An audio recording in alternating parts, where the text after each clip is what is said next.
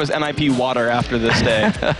So here we go. Picks and bans going through. Udyr being taken away and Shen. So again, Diamondprox being targeted along with Darien, Nunu and Xerath being taken away. We did see Peke running that the other day and it worked out okay for him, but that was in day one when they lost. It's interesting. I'm surprised to see the Xerath ban come out. Nunu, I'm not surprised by. It is a Cyanide champ. He does pretty well with that one. He's one of the junglers that I actually trust to be on Nunu and excel with that one. So I like that ban choice. The Udyr and Shen bans I like as well because, again, you limit a lot of Darien's top lane options that synergize with jungle Eve. And that's the thing. I really think that if you run Eve, you need a CC lane to gank for, or it's pretty useless here. So if he goes back for the Malphite or goes for something like Aatrox, Aatrox can work. Actually, he's got the knock-up and slow, but I expect Gambit to go Evelynn and Fnatic to be okay with that. Well, Cassidy and Jace the final bans, which does leave a number of options open. Honestly, Gambit actually normally go for Sona, so Fnatic might be thinking of this and thinking, okay, they're going to lock Sona in, but what else could they take? Twisted Fate is available. They're going to go for Elise.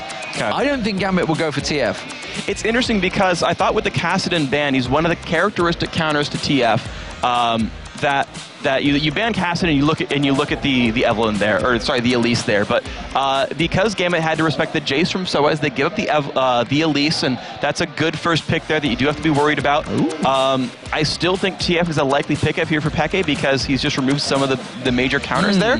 However, Gambit, I like them going for Thresh here. I know they picked a lot of Sona, that's been really popular, but if they're still on that Evelynn hype train for the Diamond jungle, picking up a CC lane for the bottom to take down Puszu and YellOwStaR makes a lot of sense. Yeah, well, of course, Gambit tend generally to go with that Sona, so this does interest me. Misfortune, that's been a pick for Genja. That's very popular in the spring, and that has Thresh locked in, so we're not going to see Sona this time around. And as you mentioned, Twisted Fate available, lots of his counters taken out. This could be a perfect pick for the backdoor master. And it just depends if Peke is comfortable fighting against a Zed, because that is a champion Alex will happily bring out. You can outplay a Zed with TF, you can go for the early Zonias, you can get some early armor in there and be okay. Double Thorin's Ring, Seeker's Arm Guard, you tend to be okay in the duels. Then you can try to outroam the man, but it's always a bit of a risk. You know that's available, and one of the core champions there that Alex will play. So the Misfortune Thresh lane is cool. It's a bit of a return to form for Gambit. They can easily go for more area of effect crowd control with this lineup. They could run the Malphite back in. They could run the Jarvan in there as well and set up all kinds of fun things. And with Fnatic going for this bottom lane here, they're going to be happy to go heads up. Honestly, the all-in potential is decent from Thresh MF. So YellOwStaR will have to dodge some hooks, but the poke from Varus Sona is so strong that they can wear down the bottom lane from Gambit and win as long as they can dodge skill shots. So interesting. I think both teams are trying to bait themselves into Misfortune here. And I believe he's still 100% pick ban rate. So this could be the first time that he could go through, maybe not get chosen, or will it be the final choices? Gambit, of course, about to make their picks. What will we see from the jungle from Diamond this time? Well, Gambit has the luxury of last pick, so they can wait to see a mid laner, they can wait to see a jungler, and this is what they're going to do. I like the Aatrox, I like this a lot. So there we go, Evelynn in there, and both of her lanes so far have CC. She can actually follow up with her teammates, and that's really big. And they've also saved their mid laner as a counter pick for TF, or to pick TF if they don't care about Peke's pick right here. So this is actually a nice setup for Gambit. And again, the Aatrox for Darien fits his playstyle very well. Last time he went double Bloodthirster, exploded people with damage output there, and if you still took him down, he just revived and didn't care, and that's a good setup for him. So it's Fnatic to make some choices. They get to, of course, know what the top lane is. It's going to be sOAZ versus Darien and at the Elise versus Aatrox, but they've got to choose their mid laner blind. And it's definitely giving them choices that they're having to discuss here. You can see there's a lot of focus on the players at the moment. Darker almost fallen asleep. He's ready and waiting to go. In the bottom there, Lissandra would be an interesting pick. This could, of course, mean that Elise would be the jungler for Cyanide. We haven't talked about Jarvan either. Jarvan being available. And that could switch things around. This means Twisted Fate is not going to get selected. It will get let through. Will Alex Hitch go for it? Will he take it? Is it the right choice for him? Hi, Medinger. Unlikely choice here in the mid lane. I'd love to see it. I mean, every once in a while, like every week or two, we see a champion we didn't think would come out show up there. Back in the spring split, Xerath shows up, and we're like, oh, the first day that Aatrox is available, Darien goes for it, and we're like, oh, wow, yeah, he's going for it. Lissandra ended up being huge when she finally came around. Europe has run her so many times. So you know, again, I don't think it's really Heimerdinger here, but I'll talk about the Fnatic 2 picks here because they now have really, really good hard engage, and all their lanes are quite strong for ganks. Elise, I keep getting the names wrong. Elise is a very good early game jungler. This is something that's so strong. If you can do a lot of early game damage against Gambit, that's cool. There we go. Galio's back. This is one of his old guard champions, but I want to finish my thought on Fnatic real quick. Elise has so many good early game ganks here. She can set up with the Kennen, she can set up with the Lissandra, she can even set up for Sona Varus. All those lanes are gankable. So, interesting setup. I'm waiting to see which way Fnatic are going to switch these lanes. Peke, of course, went massive yesterday on Lissandra, so he could be staying on this champion, but we have seen sOAZ running it as well. Kennen, of course, is another champion that both of them play, so wait to see. Of course, the timer's going to tick down for a long time, but what do we see from the Fnatic side here? Because there's a lot of area effect, a lot of CC as well as Gambit. This is actually, both teams are going to clash pretty hard. This is really interesting because both teams only have the one node, which is all in. Fnatic has a little bit more poke, but I want to talk about one specific interaction that's really scary here on for Gambit fans out here. So sOAZ, generally speaking, can start his ultimate and then dive in. So the taunt from Alexich's Galio won't stop him from ulting it. Will, however, probably stop him from using Zhonya's. However, even while taunted, Slicing Maelstrom will still go out and shoot out some damage, and sOAZ on Kennen is likely to stun Alex out of his Idol of Durand, is likely to stop the channel on the Galio ultimate early and free his team from taunting. However, while that is still going on, you've got the Misfortune bullet time coming through, you've got free time for Darien and Aatrox to go mental. The entire team from Fnatic is likely to get hit by Evelyn's ultimate as well, so there's an obvious sort of press R wombo combo on both sides, and it just kind of depends on how early Alex gets stunned, how crazy can Darien and Puszu go, and then how much damage does Genja's bullet time deal. We shall see, because this game has definitely got some interesting picks in it, that's for sure. And you got excited about the fact that you wanted Diamond for the CC. You wanted to see this coming out from them, and it seems that Gambit wanted it themselves as well. Both these teams fighting to stay up the top of the ladder. Gambit currently are sat in that position at 10 and 7. Fnatic, if they win here, will actually tie with Gambit. They'll both be on 10 and 8. So Gambit, the pressure is on them. Fnatic just trying to stay in toast. Fnatic, of course, were the spring season #1 team. They won the playoffs as well. So they managed to beat out Gambit both times. And historically, so far in the LCS, Gambit have been the worse off against Fnatic. It's looking like Genja's going to have to use that strut passive of Misfortune to get out of there already. So they do know that Fnatic are all stacked in this top lane. And that's really convenient for him, using the champion who runs faster than anyone else to scout out one of those pressures and see where Fnatic goes. They've stymied one of the big aggression paths here for Fnatic. They've only got 1 minute left now to get to a buff before it spawns, and their top lane push just got stopped. If they go towards the bottom, there's already wards in place here for Gambit. Fnatic are not likely to succeed with an invade at this point. Fnatic are going as one still, though, heading down towards the bottom lane. We do see Fnatic, are they going to go towards it? They just showed themselves on that ward, so they know exactly where they are, but they're all still stacked. They have no vision down this bottom lane, so they've no idea where the Gambit have gone for full invade themselves. Well, we'll see, and that's kind of the issue when Fnatic goes for that sort of hardcore stack on one side and get spotted out. They lose all the ward coverage they were looking for, and this means that they have to be the defensive team. They put a defensive ward down on their red buff. You're seeing sOAZ actually is throwing shurikens randomly around because he doesn't know if people are lurking around in his jungle because of that darkness, and it's like, is someone there? No, okay, I can go to the bottom lane. But look at what Fnatic are doing, though. They're actually, because they saw Genja run to the top lane, they expect him to stay there and want to fight that 2v2. Yeah, they are taking Puszu and YellOwStaR up there. It seems it will be a 2v2 setup, which means, of course, it will be sOAZ up against Darien in that bottom lane. Diamond's going to be starting at blue. We also saw Cyanide starting at his own blue, so mirror match for both junglers. Seems like they're going to take the same routes at the opposite ends of the jungle. We do see Darien on Aatrox. We've seen him on this before. They did take victory last time he was on it.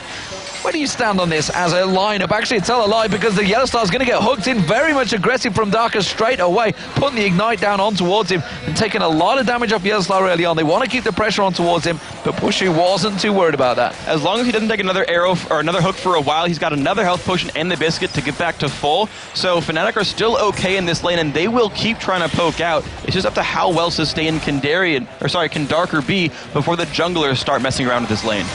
We will see. And speaking of junglers messing around with the lane, Diamond already up here, going to try and sneak his way, and he's going to get... No, he's not going to get spotted because he's stealthed up just in the right time before those minions came around. YellOwStaR has actually gone a long way away from this one. They might quickly go aggressive on Puszu. Diamond's already got himself in that second layer of bushes, stacked up with the double buff. This could be very much early aggression. Darker coming out, maybe forcing them back. They need a hook or a flash flay, though, because they can't just force the kill without burning something. There goes the hook, and it lands! The hook lands straight in there. There's the flay. Puszu has to flash away from this one. Is there going to be enough damage? One more shot. Yes, it will be. Genja picks up first blood. So there we go. The skill shots land here from Darker, and that is huge. Getting the CC makes the Evelyn ganks work. Great job there by Gambit. So, back to this bottom lane. We can see Darien actually very low, getting stunned out there already by sOAZ, putting some serious punishment on him, already starting to develop a CS lead. How do we look towards this lane? Because it's not a lane we've seen a great deal of in the LCS. We've only seen, so far, Aatrox played once, and it was by Darien. They did win out that lane.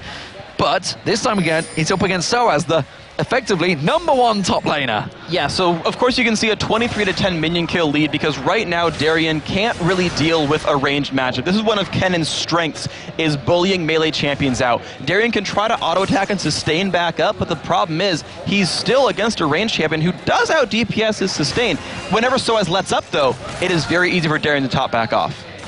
Of course, you can see this lane in the moment in that top is being bullied because there's no flash or barrier available for Puszu anymore, so expect to see Darker and Genja being much more aggressive. Diamond has snuck himself in towards his bottom lane though. Kennen of sOAZ has just returned. He's got himself a second Doran's Blade, so expect to see maybe he's going to go a little bit more aggressive. He hasn't got anything to check towards that.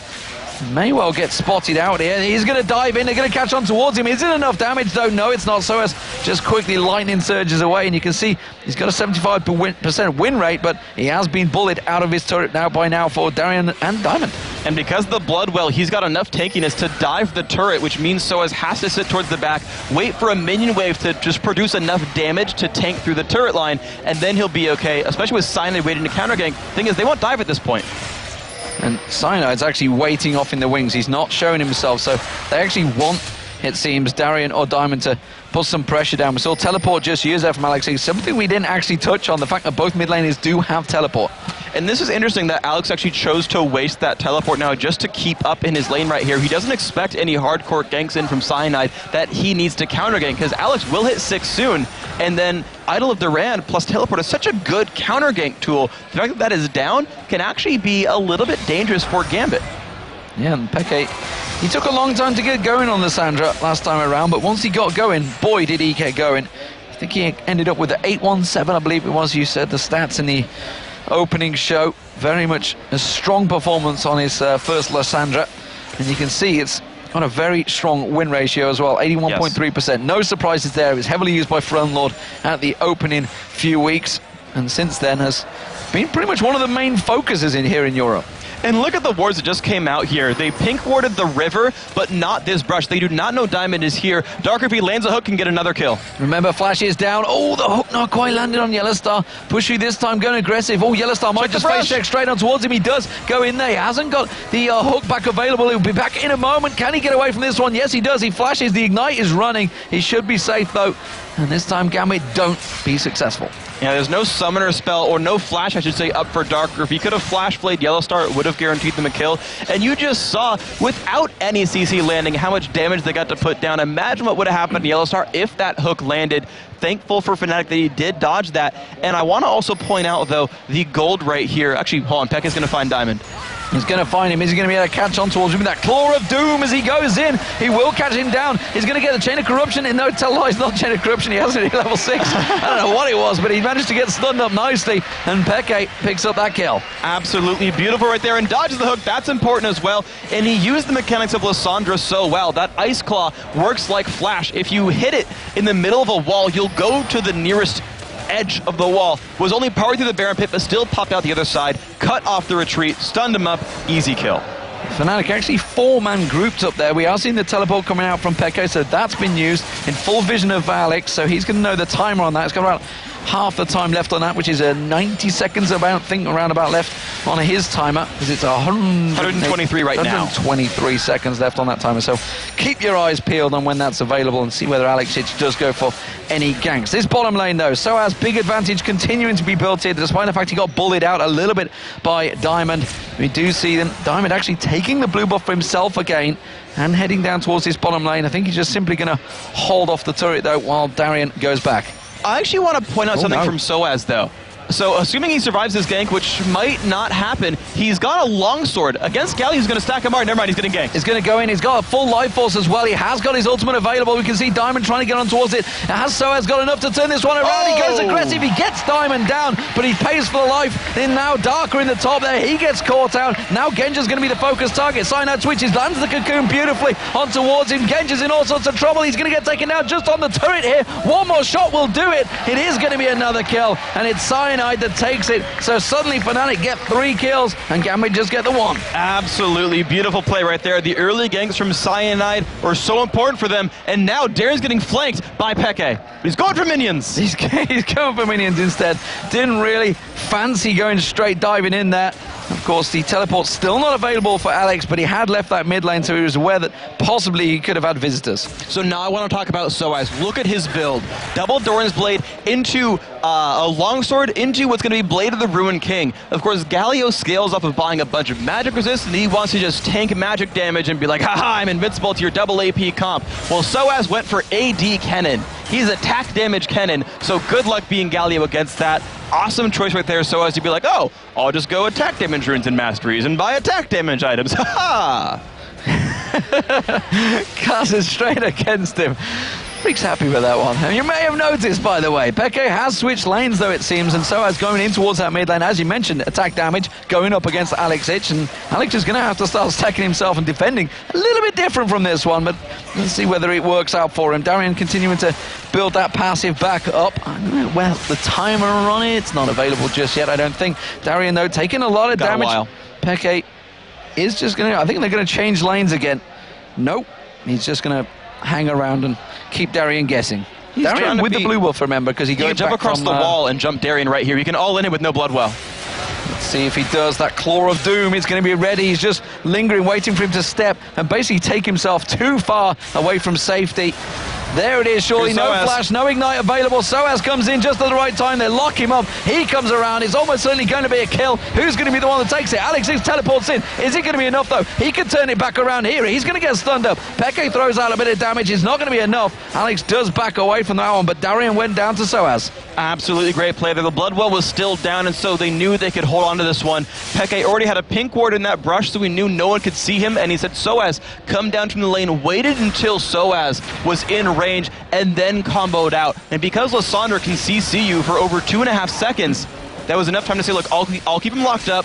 That'll be enough time for you to come in from the fog of war, and Alex is going to have a hard time defending this one. Alex is going to get engaged upon. It's going to be xPeke that picks up the kill as well. sOAZ tanked out the turret beautifully there. He will escape with his life. xPeke very low. We do see Diamond actually collapsing in towards him, and Darien, though, as it is, has happened in the bottom lane. He's going to try and teleport back. Is he going to go by in time? I don't think he is. No, he gets taken down. Darien comes in. Now Cyanide's in trouble. He's going to try and repel. Fail flash. Repels away. He's got nowhere to go. He's just going to drop straight down, and it's going to be Diamond that picks up the kill. That was absolutely massive there for Gambit. They got shut, well, a kind of minor shutdown gold because he was only 2-0 right there. But getting those 2 is huge, and now suddenly all that terrible laning that Darien had, being down in minions, getting picked on so much, he just picked up 2 kills. He's sitting on 1,000 gold right now and just left base. Well, Diamond, he's trying to solo the dragon out. I think he kind of needs a little bit of help here. I'm not too sure.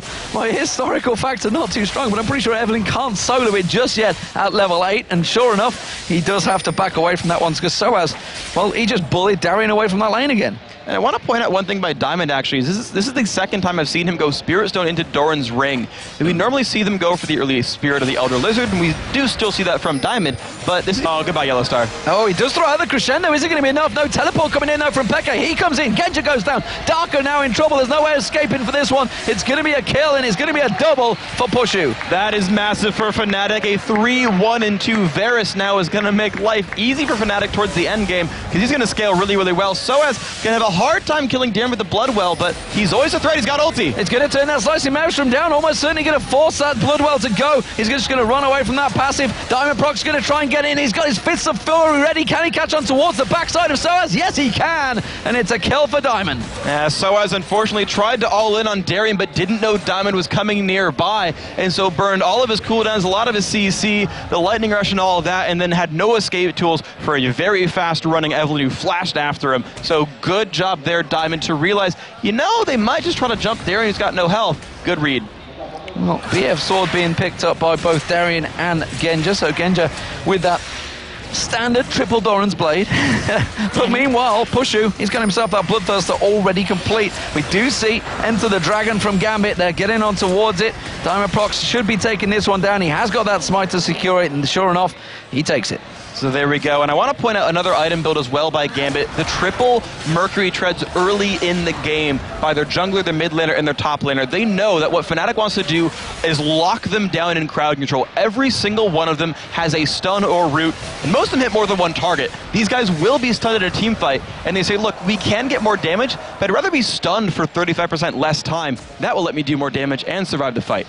I'm looking across the board. Peke, he's starting to get rolling. This could be a scary time for Gambit, of course, because Alex Inch has yet been able to put any presence on the map, honestly. We saw him teleport down to the bottom, but it was simply a case of defensive moves and then had to just back away. Well, Peke, he's been roaming around the map, picking up kills, picking up assists, and he's becoming a bit of a problem for Gambit. And he's rushing for the Zhonya's Hourglass, which is going to make him so incredibly hard to deal with. We just saw in the Challenger Finals how difficult that was to deal with the Zhonya's self-ult Lissandra, and it's going to be the case here as well. Peke rushing for that item, can just get in the middle of the Gambit team, start out fights, and basically ignore counterattack, especially when you consider that he's going to ignore some of Galio's damage and pretty much all of Genja's ultimate as well.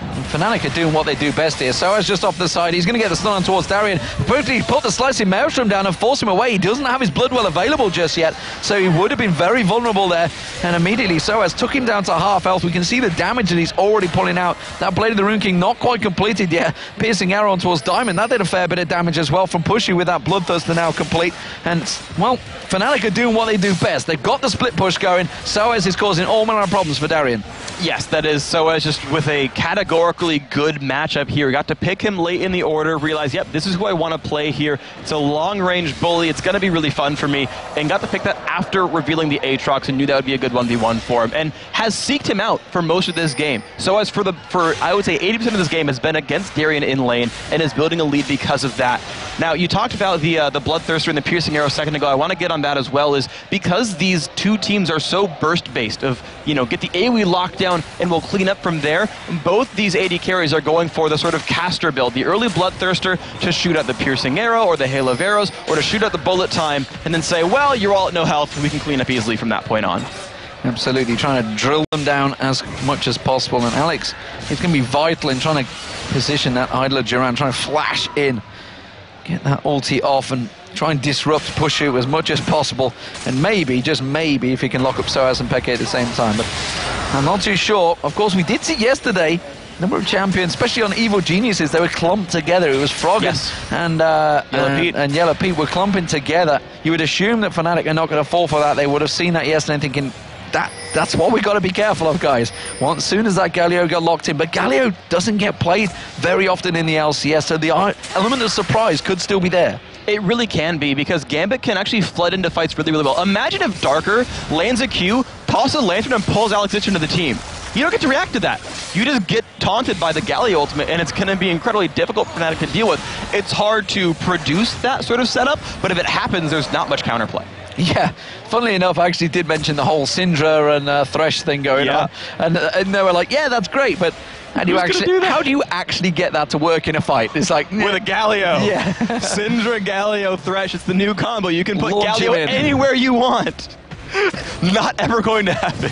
It would be a very well orchestrated fight. Solo queue, I'm sorry. Highlight reels for the rest of the year, I think, would be from that one. Would be move of the year that we sometimes see from various fights. Fight of the year. But in this case, it is going to be sOAZ backing off. He's going to get himself some more items. Play the Rune King has been completed by him. Cyanide as well. He's going for that AP champion effectively with the Haunting Guys and Sorcerer's Boots in there. He's got that magic pen. Needs to just build himself up some more damage. And that's going to be the case here. It's now time for the teams to explode outwards in terms of damage output. Mercury Treads on those who wanted it are done. Uh-oh, sOAZ. sOAZ getting baited into it by Darker there. Pulls out the slicing Maelstrom. Is it going to be enough to turn it around? He does get Darker down. Can he lightning surge away from this one? Flashes out. Diamond, though, flashes back in. Does manage to catch on towards him. Speaking of the idler, Duran wasn't quite able to post it down there. xPeke turns around. Alex just drops like a stone. And now Diamond getting focused on Cyanide. He's going to have Cocoon back available in a moment. He used it very early on. There it is. Lands on towards Diamond. Piercing arrow, not quite long enough to reach on towards him. The little spiders are going to do their work, and they're just chomping down the heels of Diamondprox. And sure enough, xPeke picks himself up yet another kill. Great play right there, and unfortunately for Alex, he's just biting off a little bit more than he can chew every time. He's getting they're jumping on him so fast. Fnatic are immediately turning over and saying, Alex, we have to get rid of your health bar fast so you don't ult us out. We've seen actually twice now him get assaulted on and then be too afraid to ult himself. I actually want to look at Alex's skill order because he is leaving Bulwark to only 1 point, so it's only 30 armor MR. He's relying on the Q and E to wave through. He's got a good minion kill result, good minion kills because of it, but he has not a lot of tankiness, so Fnatic can burst him out for the next 2 levels. And then Alex is going to start getting tankier with Bulwark. Then it gets a little bit more difficult for Fnatic to kill him off. Well, xPeke is going aggressive here on Darien. Darien trying to force himself to get away from that one. sOAZ, of course, was coming in from behind. And this time he does escape. xPeke, though, at 4-1-3. Went big yesterday. sOAZ joining him as well. This time around is 3-3-1, though. Picked himself up 3 kills. The supports, let's talk about those. YellOwStaR, of course, one of the newest supports. He's already got that Ruby Sidestone completed with the boots. Neither supports have gone for those GP10 items. And Darker, well, Darker's been caught out a couple of times already. And actually right here, Diamond accidentally stole the blue buff. It will help him actually clear the dragon a bit faster than if Alex had it. But as far as the next team fight, within the next 3 minutes, it's actually going to be a little bit worse for Gambit just because of the lower cooldowns on Alex. Though, the Dragon pickup, really, really good for them. The pink wards coming down, as well as, I mean, really just the vision control is so good for them here. So Gambit do keep themselves in terms of gold. You can see once the second dragon they've taken, it is just 2,000 gold between the two teams. Not too big. 11-7 in kills is certainly a higher kill ratio than maybe you sometimes see from the LCS games. Of course, though, saying that, we saw some pretty mental matches at the end of the day yesterday with around about, I think I worked it out, it was 96 kills between the 2 games that yourself and Joe covered in those 2 matches. It was pretty wild. But as it stands, it's Fnatic slightly in the driving seat with a 2-tower advantage and that little gold advantage. This middle turret is not long with the world either. I feel that once Puszu gets back here, they could take this. Unless Alex can get there in time to defend it, because the wave clear, they don't even need minions, screw it, backdooring it. They realized that Gambit still did not show anyone up yet, and they said, all right, we can face tank this, Darien's alone. And I've got to commend, though, as you mentioned, the 2-turret kill lead for Fnatic. They've done a very good job of defending turrets always. They've been in a 2v2 lane and a 1v1 lane, so there's never been like this lopsided 2-on-1 where the turret falls down when a jungler shows up, and they've always responded well to Alex's split pushing or to Darien's split pushing. That Fnatic have kind of repeatedly been drawn back into the laning phase, but then still gotten to get in there for team fights. They've been able to deal with these split pushes and lane against them, and then still make things happen. It's a really good play. So we'll see how it works out between the AD carries as well, because Genja is finally off in a separate lane on his own, which he likes to do quite often, which is honestly what the AD carries technically should be doing. But Puszu, he's more involved, and he's been with his team. You can see he's got the kills, 3-1-3. Piercing arrow landing on Darien, just has to make the point that he is always sticking around with the rest of his team. He's not going off solo missions. He is sticking around with them, which Genja yesterday certainly fell foul off. He was pretty much not involved for a good half an hour of that game. Yes, and that's kind of what happens, though. That's Genja's playstyle. He's this sort of, like, sniper, long-range, play with the team AD carry, and you know, he didn't get ganked, he didn't die in lane, and when he's on the losing team, he doesn't have much of an impact. He's not one of the players like you sort of see with Reckless, who tries to make all the openings and jump in and start fights out. but Diamond is the one that he's looking for a gank right here. Diamond coming around the backside, teleport going to come in, that's Alexis who will be joining the party, comes straight in, oh, gets crescendo, locked up straight away, Peke just off the side as well, he is a bit of a big boss right now, can he take him down, pulls out the Zhonya's Alga, slicing Maelstrom on towards Darien, he's going to get forced into the Bloodwell, will it be quick enough? Peke does go down to Genja, as I mentioned, he does come back in towards it, Alexis has still got flash and ulti available, hasn't used STLI, he just used it a minute ago, yeah. So ignore what I'm talking about, it's complete rubbish, and it's a 1-for-0 to Gambit. And they have map control to take down a turret as well. Dragon's dead, they've picked that one up, so this middle turret is likely to be theirs unless Fnatic can wave clear very, very well. And that's the forced engage that Gambit can pull out. Evelyn into a teleporting Galio. They forced the crescendo to only land a one champion, but sOAZ, he's looking a little bit antsy, they might go for this. They do manage to take the tower down though, Gambit. That's the first one of the game, but Puszu continuing to keep pressure on. He wants to wind up that piercing arrow, maybe get some damage down. The rest of the team are closing in. You can see sOAZ pincer move from that side, and Cyanide continues to keep the pressure on. That spider not going to find its home though. The Darker will back off. So Gambit, while they've all backed off, we see Fnatic, they're all getting in position. They may well try and take something from this while Gambit all back away. This is the hallmark of a good team, that even though they lost a couple champions there and Puszu doesn't have much mana, they don't have many ultimates, they still know that they can fight very well, and they know that the catch potential of Gambit is now mostly gone. So they can keep the lanes pushed, they can keep the vision in their favor, they can make sure they know exactly what Gambit's going for, maybe do a little bit of counter jungling, and get, again, the lanes pushed out and keep vision control that way. And that's Fnatic knowing what they can get away with and continuing to be aggressive, because they are still the team with 1,000 gold lead, and they've got a big window where Alex Zitch still has 52 seconds on his ultimate. And they have good ward coverage around that blue buff as well. They just lost the 2 wards that they had in there. We do see YellOwStaR coming out, just getting a ward back down that river. Peke's just pushed that top lane. 3 members of Gambit are going up to deal with that one. While Fnatic, they were just getting in position to come around that mid lane. So Gambit at the moment having to be reactive rather than proactive against Fnatic. They're trying to keep them at bay. Darien did use his passive in that last fight as well, so it's the only reason it went to a 1-1. Cyanide putting that pink ward down, he will clear out. This is actually Baron coverage maybe they're going to start doing. And one thing I like also about what Darien's doing is he went after one item into Aegis. This was actually a weakness we saw from Copenhagen Wolves when they ran Evelyn jungle, is the Aegis came out so late from them because their Shen, their top laner, spent a lot of time buying for himself and then transitioning out. Darien here has already gone Bloodthirster into Runic Bulwark by 24 minutes. 24-minute Runic Bulwark is actually faster than you see it from a lot of junglers, so by splitting the burden, by making sure Darien picks it up pretty quickly, they allow their teamfight to be very strong.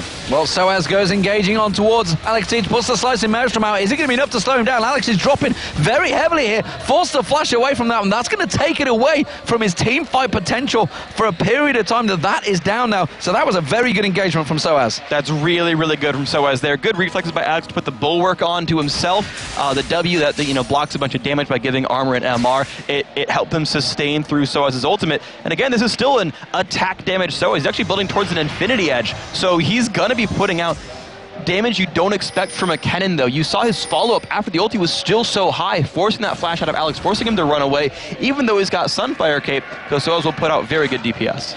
Well, it will be the return of the Dragon, and Fnatic are ready for this one. Diamondprox is going to come around. He has taken the last 2, so he wants it, and I don't think he's going to get it, or will he? Because the rest of Gambit have come around and Fnatic stepped away. Peke, of course, off in that top lane, has got teleport available should they go for it. It's interesting because while there's no flash for Alex Zitch, there's no ultimate for sOAZ. Theoretically, the team fight would be a bit stronger for Gambit. Problem is they're actually far away. If Fnatic had forced the issue, there would have been no Alex Zitch and no Diamond, but because they didn't have much vision, and because they didn't have the presence of mind to be like, well, we're down at ultimate, this is scary, they let it go, and that's a good pickup for Gambit. And while it was a 2,000 gold advantage for Fnatic, at one point you can see that's already shrunk down to around about 500 gold.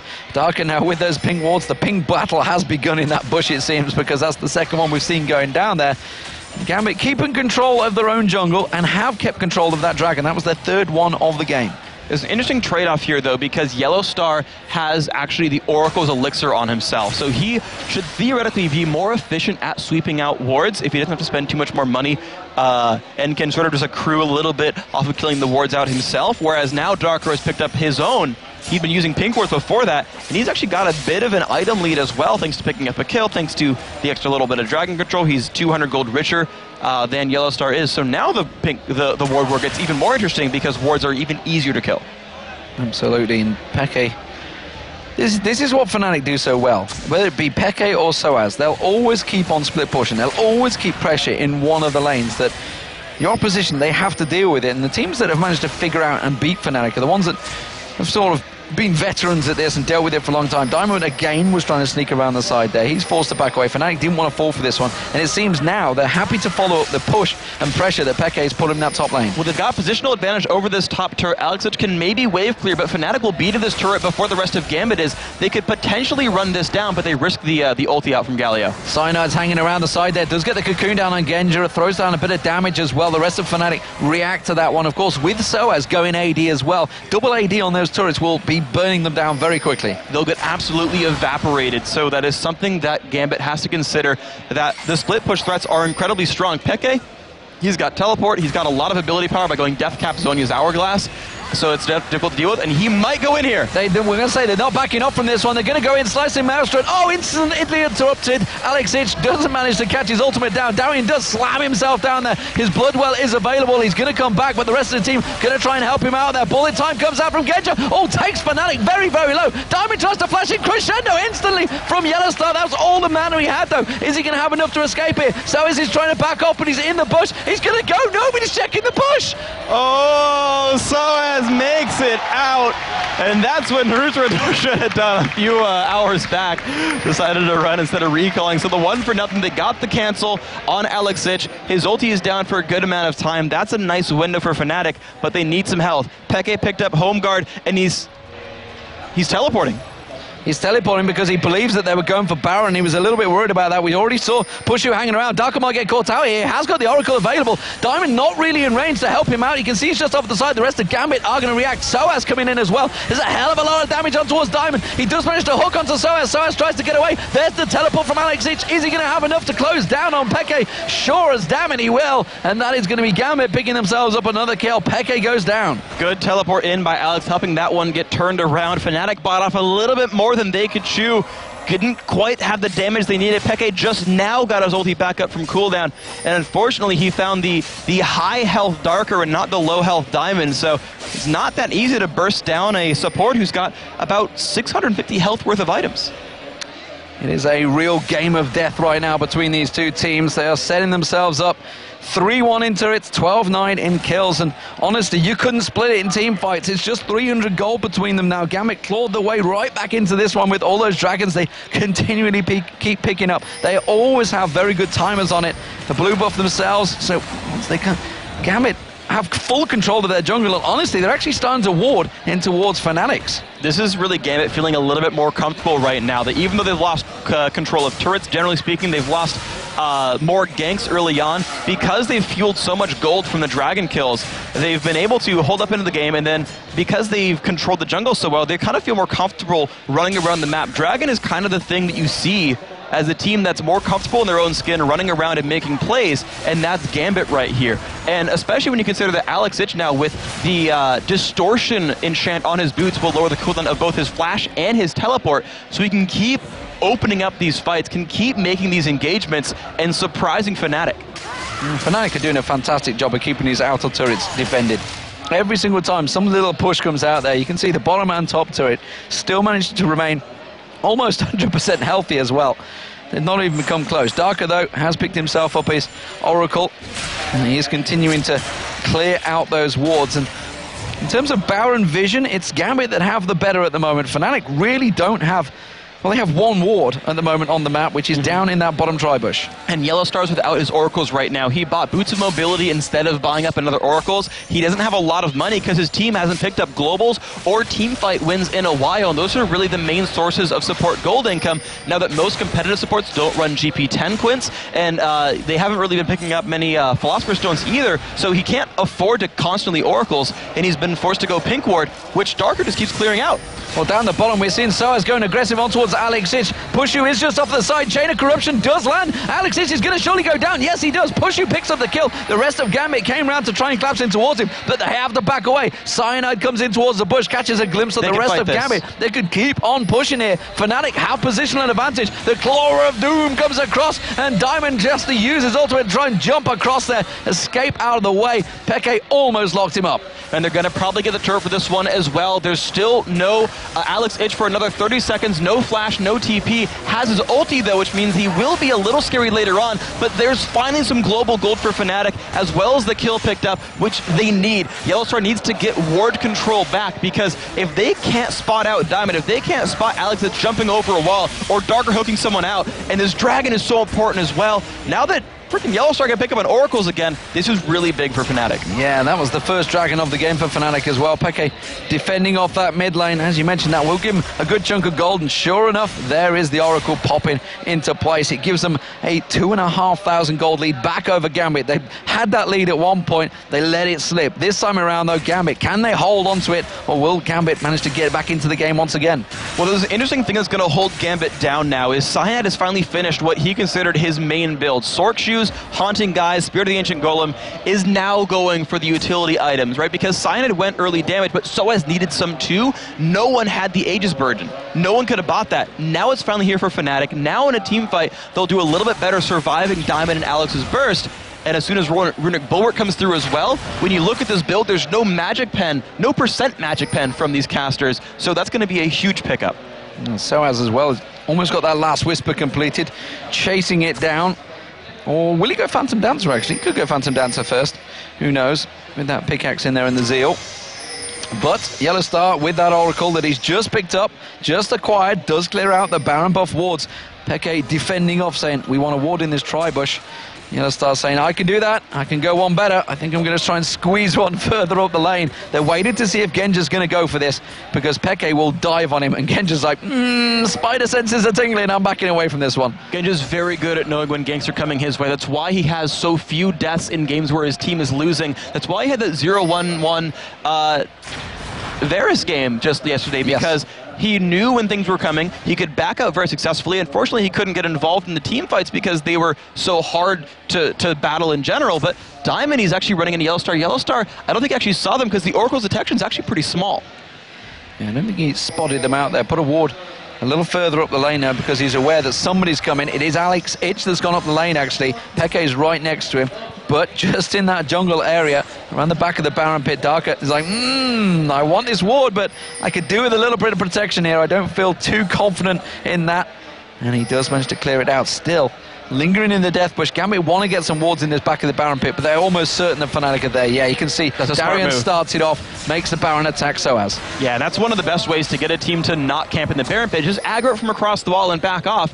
Fnatic won't sit there and hold it, so he gets to sort of build a little bit of protection that way and let him ward that. But that little curved brush you just saw Darker sweep out, that's Thresh's favorite brush. You can hook that from across in the Baron pit, you can hook it from over in the red buff, and anytime a support has to face check that and sweep that ward out, you give the option to collapse on them, and every once in a while you see a game turn because of a ward in that brush. Fnatic are thinking, we don't want to play this tactical dance just yet. Peke cleared out the top wave to keep it pushing, keeping somebody busy in that top lane. He's thinking, I could take Diamond down, actually.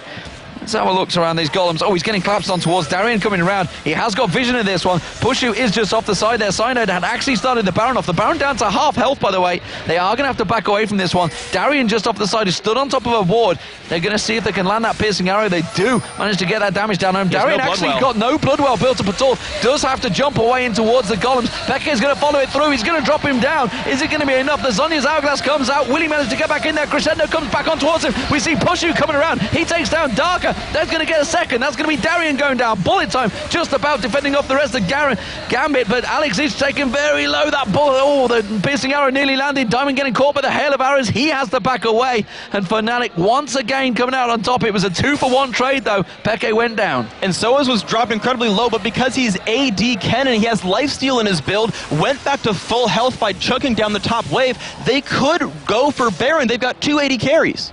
They may well do that. They're going to come around the side. Is there a ward in there? There is one at the back, which YellOwStaR will be able to spot out, but you can see the fact that sOAZ and Puszu were in there. They'd already taken it pretty low before that exchange began, with Cyanide tanking it out. Cyanide will be making his way back. You can see him coming across the mini-map right now, so they will have Smite available. But Diamond doesn't have is flash. also closing in, but yeah, as you mentioned, doesn't have flash, and he's going to have to really hot-foot it in those stilettos to try and get in there. Not going to happen. It's going to be Fnatic's Baron. That was awesome by Fnatic right there. They had pink wards on both walking entrances towards the Baron pit. If you come from the top, we'll see you. If you come from the bottom, we'll see you. And we know your flash is down because you used it in that fight. Said, there's no way Diamond steals this unless Darker hooks lanterns over, and we'll see that coming too because there's ward coverage on the other side of the wall. So even though Cyanide didn't even make it into the Baron pit before it went down, or did at the very end right there, they had the control. They knew they had the control to take that one down. No worries about Smite. And that means there's a 5,000 gold lead almost building up here for Fnatic. But more importantly, with that Baron, Gambit are facing a aggressive Fnatic here. They're looking to go aggressive straight away on towards xPeke in the bottom lane. It's xPeke that goes in there, tries to pop himself down. The ultimate comes out, xPeke just drops him. sOAZ comes in with the finishing blow. And as you start outscaling a Galio, especially when xPeke has a Void Staff completed, you can't defend against all this damage. Alex went for a Death Cap to try to actually deal damage and get his team snowballed ahead. He doesn't have that anymore. He simply has to he built damage. He's not very tanky. You can explode that man, and we've seen that time and again in this game. And it looks like Fnatic are going to rotate around, put some damage actually. sOAZ tanking the turret a little bit, throwing some shurikens on towards that inhibitor turret. The whole 5 members of Fnatic now coming around towards this inhib turret. Can they force it down though? Can they siege down Gambit? They often hold out these turrets very well, but already look at how much damage has gone on that turret. It's gone already. Cocoon lands on Diamond, piercing arrow follows it through, and he just gets dropped. We'd see the bullet time doing work there, but Darker gets straight taken down. He tried to hook himself in and throw the box down, but it wasn't enough. Fnatic just have a lot of damage right now. But they've got to run away from Alex Itch. They know it's so scary to have a Galio jump on you and pull your whole team in, because when you've got 2 to 3 members below half HP, a Death Cap Galio will wipe them off the map. So Fnatic very safely run back. They're waiting for YellOwStaR to heal them up. They're waiting for lifesteal from sOAZ and Puszu. And now they can consider going back in, but even still, they can just play the measured aggression. They can take the free dragon. sOAZ a little overextended, but he's going to be okay, I think. He should just about get away from that one. While the Cyanide takes the dragon out, Pushu's going to come around and help him out. And they will secure their second dragon of the game. And again, that gold lead, it continues to stretch. All this global gold, all this global experience is starting to be collected now by Fnatic. They're 5-1 up in turrets, and now it's 2 to 3 in dragons. They've played so amazingly here, controlling their lanes almost the entire game.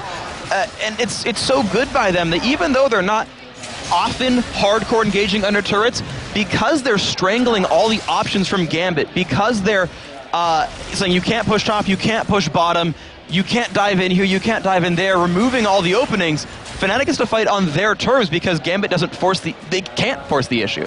And from my experience, I don't like Alex Itch on these sort of champions. I like him on full-out aggressive champions, like xPeke's on right now. He can be the man that sets up the kills, starts things off, because generally they read the game so well. These mid laners, they are killers, xPeke and Alex. Alex isn't really a man to just play the team game and help set up a kill. He has to be the one that starts it all off, which technically he is, but yeah, Fnatic are just bullying him down every time he comes close. Exactly. If Alex weren't behind this game, if he hadn't maybe burned teleport at like level 5 and been unable to counter gank, normally that is a playmaking champion. This is one of his old great champions from Season 2, actually. He used to run it a lot, and it was very effective. It was very effective on Galio. He could bully out his lane, he could shove it constantly, and make plays with teleport ganks. Unfortunately, he never found them. It's been on cooldown half the game, and then when he does show up, he gets bursted out.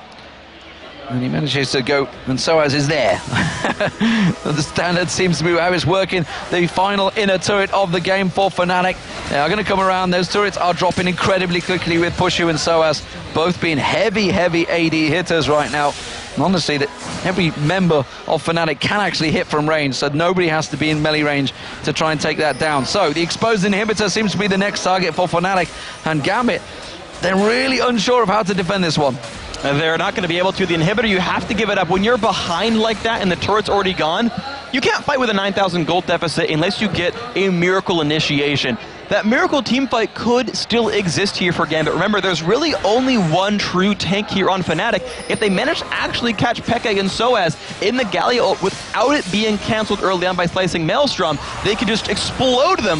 The problem is they've not found that situation, especially when they get poked out like that from Puszu.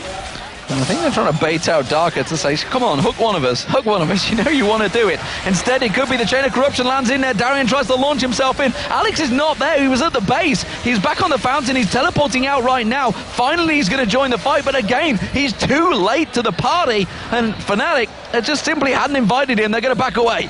And they are going to be forced away, and Diamond's going to find Peke, forces Zhonya's, he's gone. Zhonya's comes out, yeah, oh, he's going to try and flash away. It turns him back around on Diamond, but this time he is going to get picked up. The heal wasn't quite enough. Genja comes in, but now he's in trouble. Guardian Angel gets popped there. sOAZ, can he get the last hit? No, because there's Idol of the Duran. Alex H finally gets himself a kill on the board. It's 19-13. It's still not over with. And there you go. There's the miracle fight they needed. Diamond just beelined for Puszu and got rid of him immediately. The bullet time came across and kept the rest of Fnatic from doing anything. Dropped their health bars so low. Yeah, Alex was late to the party, but he showed up when it counted and got the cleanups there. That was huge for Gambit. So Gambit with an inhibitor down are continuing to keep on pushing through this mid lane. Still 3 members of Fnatic down. I'm not too sure whether Gambit have it in them to take the inhibitor down. They will back away from this one, but they are not done and dusted yet. That engage wasn't the cleanest, wasn't the greatest, but still they got kills. Alex wasn't even there for the start of that fight. It's because they can dive in and not be punished doing it. Darien dove in, also helped kill off Puszu, lost his blood well for it. But when you consider the Fnatic lineup being pretty bursty early on and then relying on AD carries to clean up, well, one of the AD carries got dropped immediately. That was Puszu. He got killed off, so he can't kill off Darien after the blood well ends. You look what happened to Peke. He got pretty much isolated out, was forced to Zhonya's away. Diamond picked up at the end right there. sOAZ can't fight without a tank line in front of him. He had to run away from that one. If no one's left to kill off Darien, he can be that second guy in, take a bunch of damage and say, that wasn't a kill, I don't care. And Peke, we see him picking up that Guardian Angels this time around, so he's going to relive and revive for the fight once again. Genja's GA did actually get burnt in that last fight as well, so it's important to note that cooldown is going to be off for a while.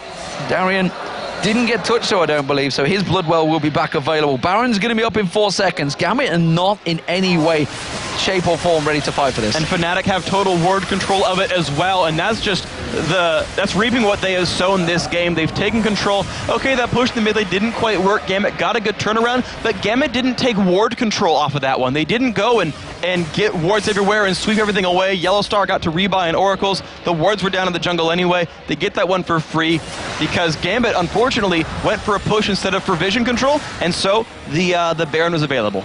So Fnatic now with that Baron. Peke pushing the top wave along. Remember, there's super minions coming in the bottom lane, and Fnatic 4 members in this mid turret, and there's not a great deal of hit points left on that inhibitor. It will go down very quickly. Peke free hitting that top turret. Somebody's going to have to deal with it. Genja's having to deal with the super minions right now. They are in trouble here. Gambit once again being forced back into their base. There goes the turret. That's the second one to fall. Peke meanwhile on that top lane. Now he's going to rotate round. They want the inhib. This is so good for Fnatic, and I think sOAZ learned some lessons from the All-Star game where the 1v1 matches were all about playing casters at 80 carries, but Darien gets caught. Darien gets caught out, and the Bloodwell's not going to be there. Crescendo comes out. Alex is just trying to prop his ultimate down, but instantly gets turned around, stunned out beautifully by sOAZ. This really is Fnatic in full control right now. 21-13. Second inhibitor goes down. Third one is exposed, completely invisible. There's no way that's going to happen. They're going to take that down. The Nexus turrets will be the next target, and Fnatic look like they're going to take another victory over Gambit here. This will take it to 2-0 over them, and more importantly, it will tie them in the second place with Gambit in that top as they try and pad out their KDA. Fnatic are the winners once again over Gambit. Beautiful game there by Fnatic. All of the lanes performed excellently. A couple of good ganks did come in there for a Gambit. They got Diamond off to a pretty good early lead. A couple of double kills came through. A couple of fights were really great there, but you can hear the crowd chanting for Peke.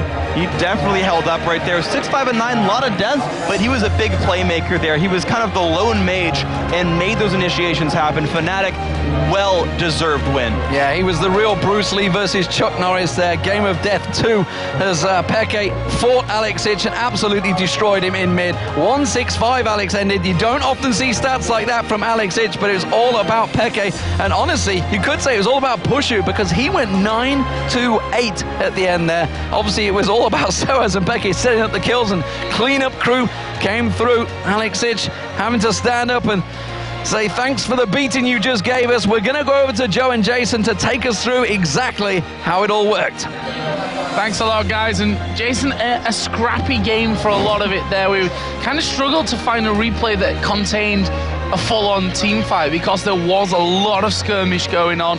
And just give us your thoughts on that one. I mean, we heard it there at the end. Peke, not the most impressive score on paper, but what he actually did, making plays for the teams, was a major role in that victory. Yeah, it wasn't really about team fighting them head-to-head. It was just about killing them off one by one, which xPeke set up many times. Not to mention Puszu with his ultimates. I don't think he missed even one during the entire game. It was just phenomenal, which you see quite a few AD carries, unfortunately, just can't seem to land. And because of that, like, they ended up snowballing that game where Gambit, they got the first blood. They got the early kill. They had Genja really far ahead in his lane, but then they couldn't hold on to it. So we're going to go into our replay then from this one. It was one of the only team fights that really happened, and it wasn't a full 5-on-5 either. Yeah, it was almost a turning point for Gambit. It's about 41.5 minutes in. It's 18-10 in favor of Fnatic, and the goal lead about 10,000. But let's get the replay on your screen and just show you exactly what happened here. And it was when Gambit finally turned around one fight in the end. And it was all due to Darien actually getting the really strong engage onto Puszu, who pretty much set up this fight. But we'll get the replay on your screen very shortly. And you know, it's a little bit disappointing because, as Freak was saying, you know, Gambit, off of that kill, they didn't really get anything done with it. Yes, they pushed down middle, yes, they got a turret, but they didn't ward up, they didn't really prevent Fnatic from getting the Baron right off of that, and they didn't stop that because that, in the end, turned it around for Fnatic to just pretty much push through their entire base. Yeah, we'll jump into that replay in just a moment, but first of all, you know, that is Gambit, the team that were top of the league coming in today, tied with Alternate. Fnatic really closing that gap out once again. It's incredible what we're experiencing here in the LCS, and I think Freak mentioned it there, that there's probably no one that can be counted out, probably right until the last week of the LCS Summer Split. It's crazy. I mean, if you imagine, if it stays this close to the last week when we have a super week, so every team's playing 5 games, if you're within a 5-game split of all of each other, anything could happen that last week. And right now, I believe if Lemondogs do win their game today, we're going to potentially have a 4-way tie for first. That is ridiculous. That it doesn't. Well, it makes a lot of sense because, and at the same time doesn't make any sense to me as well, because we're over halfway through a season, you know. Most of the time you'll see, after half a season, a definite split. We saw it in the summer split as well, that, you know, a definite bottom half and top half, where you were always talking about 4th and 3rd could switch maybe with 1st and 2nd if they have a good run, and similar on the bottom half of that, where maybe the 4th and 5th could interchange, but that was about it. And this time around, it honestly is the top team at this point could end up last, and the last team right now could end up winning the entire thing. And it's so great to see that Europe right now is just, you can't separate these teams. They're beating each other on a weekly basis. You really can't write a story better than what we're seeing right now. I mean, just imagine, any of these teams can win the playoffs, but having them this close the entirety of the season is just something I never really expected to, because, you know, the new teams coming in, in your head, you're thinking, there's no way they can compete with the Spring Split LCS teams. They've been having 12 weeks of this, 28 games each, preparing and playing against the best in Europe, but then they come in and they're like, hey guys, you know, there's some other teams out there besides you guys that are really good, and they showed everyone up, and I really can't wait till we get a week in, or just further in, until things really come down to the line where teams are going to show their true colors of whether or not they're a really great team or just an okay team. Yeah, and I'm really wondering if we're going to find an example of, you know, Alternate at the start, even MYM at the first week, you know, 5 wins without a loss. I think that if we actually have one team that does that, that could be the team that then goes on to win. Because right now, no team has been able to really string win after win after win together. I think the only one I can think of, though, is NIP. 7-2. That is a huge streak. I mean, you're definitely right. Like, it's just constant back and forth. Like you're saying, top beat bottom, bottom beats top, week in, week out. And NIP, I think, is the only team in my head that's actually had a decent win streak coming into this. And right now, I believe they're actually sitting at 2nd place, or tied for 2nd place. So we'll see if they'll be able to come through the things. And just imagine, like for NIP, just the Cinderella story back in the spring split. you know, start off terribly, end up coming back, end up getting back into the summer split, and then just to go on into the World Playoffs, you know, potentially, that's really big. So let's have a look back then and get that replay on your screen now so we can have a bit of a highlight from the Gambit versus Fnatic game. And this is that team fight that we were talking about 41 minutes in. Yeah, so let's just kind of refresh your memory here. So it's 18-10 in favor of Fnatic. It's about 10,000 goal lead in favor of them as well. And it's the one fight that Gambit was finally able to really get back into things because they just kept getting picked off one by one. And we're going to see Darien. He's going to go for the engage on a Puszu here because of Diamond getting the nice issue on top of that. And the thing was, Puszu, he uses ult on the Diamond. So Darien's like, all right, I can finally get in there. I can finally sit there without getting fully CC'd and do some damage, which he ends up doing. They end up bursting Puszu down. But Darien, he ends up getting dropped into his passive. But the thing is, look at Genja's bullet time right behind this. He's like, oh no, Darien's really low. I got to save him here. And he pops the bullet time right on top of him. So then no one on Fnatic can go and save him here. So he ends up getting back up, staying alive. And then, of course, Gambit ends up just tasting him down. xPeke eventually does die. sOAZ eventually does die on top of that. Obviously, xPeke did take Diamond down before that happened. But it was just a little unfortunate. Like, they had that moment to finally get back into it, but they just did that little bit of an oomph, like that little extra, you know, maybe one ward, maybe getting out of their base in time to stop the Baron would have changed things around. Maybe a bit more from Galio there. Obviously, Alex not having the best of times, I think we can say, with Galio. Nice to see him coming out, though. As Freak rightly pointed out, there was a big champion for him earlier on in League of Legends back to Season 2. So we're going to head over to Shox then, who's standing up on the main stage with the man himself, xPeke. Thank you very much. Congratulations, Peke, once again. Your second victory here in Tenerife. Tell us about the picks of Gambit. They went for Aatrox, seen him before, but the Galio pick for you must have been annoying in mid lane with all that magic resist. How did you deal with that? Antes de nada, felicitarte por esta victoria. La pregunta sería, ¿nos podrías hablar un poquito de lo que vienen siendo los picks que han tenido, vamos, en este caso los enemigos Gambit? Hemos visto a Aatrox, que es un pick no muy usual tampoco, pero a la vez hemos visto a Galio, algo que es aún más inusual. Cuéntanos algo. Yeah, first in English. Yeah, the picks we did were pretty much what we aimed for. Like, we were not sure what I was gonna play mid lane, but Lissandra is a safe pick. If not, I would play something else. And yeah, when we did the first picks, we had Elise. That's what we wanted to first pick. Then we had Sona and Barrows, which gives you a lot of CC on the team fights, and that's all we. After having those three picks, we could pick whatever we wanted, but we tried to go for a really hard team fight setup with Ken and Lissandra. And they last picked Galio. Galio kind of annoyed us a bit. Like, we knew it. Like, they picked Galio and then we picked Kennen because we were not prepared for it. And then we realized we had too much AP, so us just went AD. And instead of running triple AP kind of with the jungle, we decided to run double AD. So Galio was forced to go Sunfire first. He was not so useful. He had almost no damage at first. And yeah, he was split pushing, but he couldn't split put against Kennen at all. And yeah, I don't know, it surprised us a bit, but the longer the game went, the more confident we were that our picks were better and Galio wasn't going to be a problem. Y ahora en lo mismo en español, a ver si me acuerdo de todo. Sí, la idea que teníamos era de piquear primero a Elise. Una vez que hemos pillado a Elise, no han cogido Sona, creíamos que iban a jugar Sona. Entonces nos han dejado abiertos Sona y Varus, que está muy bien, ya teniendo Sona, Varus, Elise, tienes un montón de CC en las peleas, un montón de daño y ya puedes piquear lo que quieras. Entonces, después ya piqueamos Lissandra, que viene bien siempre, y Kennen, pensando ir a P. Pero como tenían Galio, al final, en el último segundo, se cambió las runas y las maestrías y se puso de AD, que va mucho mejor contra Galio y Galio se queda un poco inútil. Tell us how important this win is against Gambit, who is shared in the first place and being in the middle of the summer split. Háblanos de la importancia que tiene esta victoria, porque Gambit ahora mismo se encuentra primero y bueno, están ahí luchando por este split de verano. I think now we are not first, but we're tied with Gambit. Alternate is first. I think we're tied with Gambit in second place right now. Yeah, I don't know, it means a lot every win because all the teams are, at the end it's gonna be, the difference is gonna be about 1-2 games, I think. It's not gonna be more. So every game we can win is gonna be really important at the end of the season, for the seeding. Sí, eso. Que está muy bien ganar a Gambit aquí, y sobre todo porque está en Tenerife ahí con españoles, a más gusto todavía. Y bueno, que ahora ya por lo menos nos ponemos empatados con ellos. Y si Alternate pierde, ya estaríamos todos empatados los primeros, lo que nos pone en un buen lugar, aunque estemos muy igualados.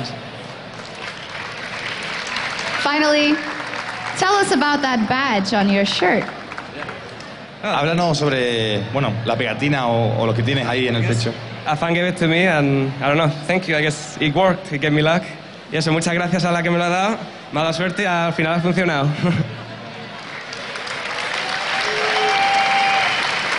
Some final words for the crowd here at the end of those 3 days. Is there anything else you want to say? No, que muchas gracias otra vez. Es asombroso el apoyo aquí de la gente y que da mucho gusto escucharos hablar a todos y chillar.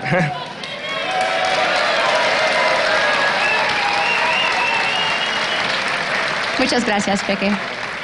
Now, yesterday, the Lemon Dogs stopped NIP in their tracks, but they'll need to pick up steam in a hurry if